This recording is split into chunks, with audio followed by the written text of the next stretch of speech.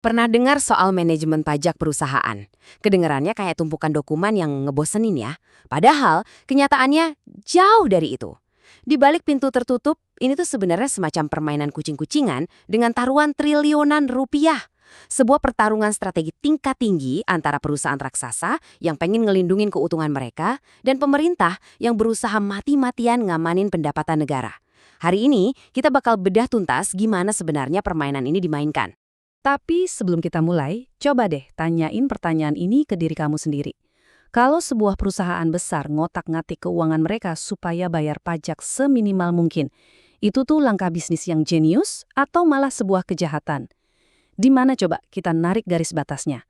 Ini dilema moral dan finansial yang dihadapi hampir semua perusahaan multinasional saat ini.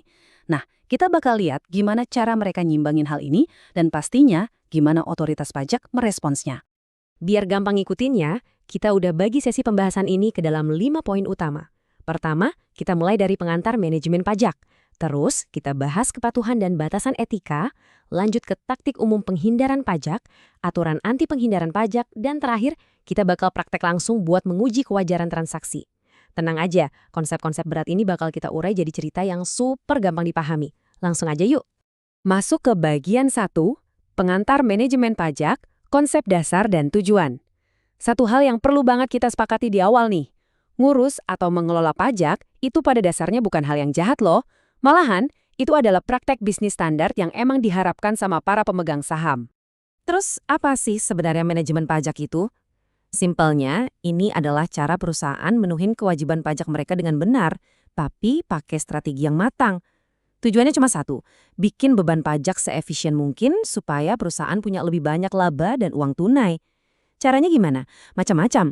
Bisa dengan geser penghasilan ke cabang yang tarik pajaknya lebih rendah, atau nunda pembayaran pajak secara legal lewat metode penyusutan, atau sengaja beroperasi di daerah yang ngasih diskon pajak.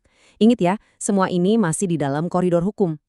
Jadi tujuan intinya itu ada 3. Pertama, pasti patuh aturan dong. Nggak ada kan perusahaan yang mau repot berurusan sama sanksi administrasi, apalagi sampai masuk penjara. Kedua, efisiensi. Mereka mau profit bersih setelah dipotong pajak itu jumlahnya maksimal. Dan yang ketiga, kepatuhan penuh.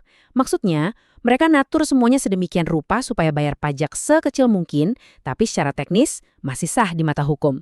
Nah, kata sah ini nih yang sering banget jadi celah dan bakal bawa kita ke obrolan selanjutnya. Ngomong-ngomong soal legal, ini bawa kita ke bagian 2, kepatuhan dan batasan etika. Di area ini nih, batasan antara yang benar dan salah mulai kelihatan agak buram. Biar gampang bayanginnya, kita pakai analogi lampu lalu lintas saja ya, buat ngelihat spektrum moralitas perusahaan dalam bayar pajak. Oke, lampu hijau itu namanya mitigasi pajak. Ini 100% legal dan etis. Contohnya kayak pakai zakat buat ngurangin hitungan penghasilan.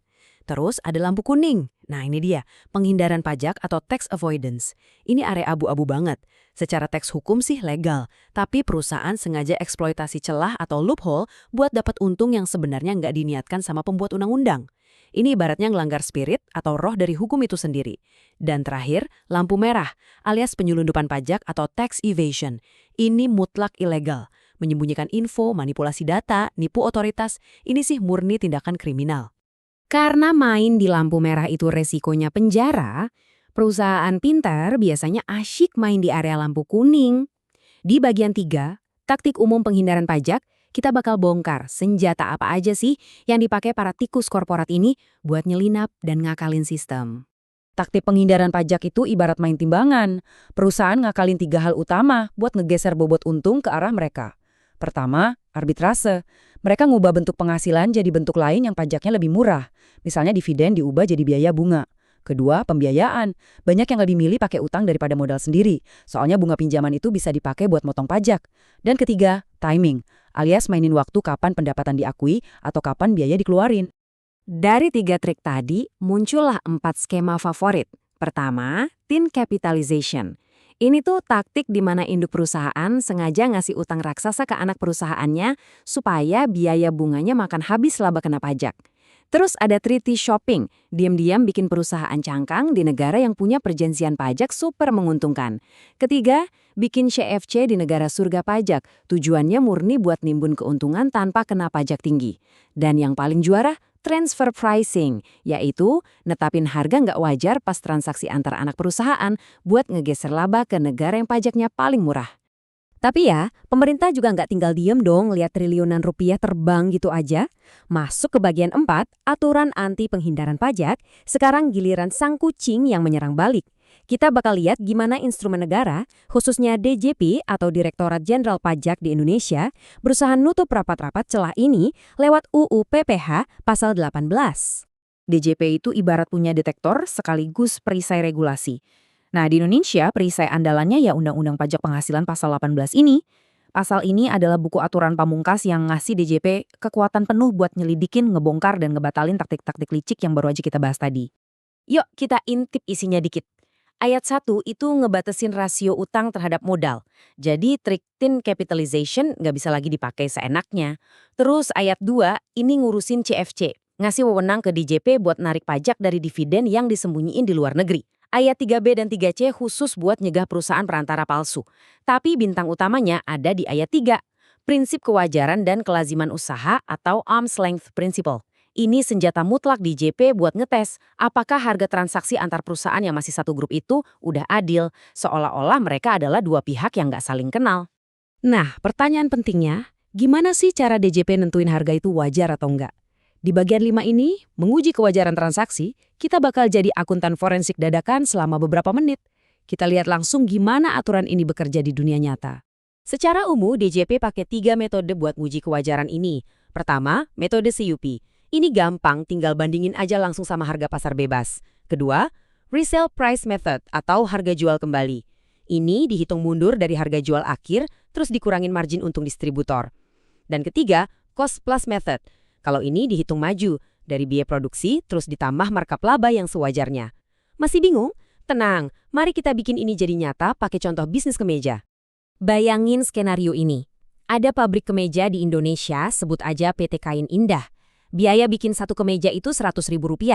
Nah, kemeja ini dijual ke distributor mereka, Kain Corp, yang ada di Malaysia. Dan asalnya, kedua perusahaan ini punya pemilik yang sama ya. Kain Corp kemudian jual kemeja itu ke toko-toko di Malaysia dengan harga retail Rp250.000. Jadi ada selisih total Rp150.000 dari pabrik sampai ke konsumen. Pertanyaannya, berapa sih harga jual wajar dari PT Kain Indah ke Kain Corp supaya pajaknya adil buat Indonesia dan Malaysia? Mari kita hitung-hitungan sebentar.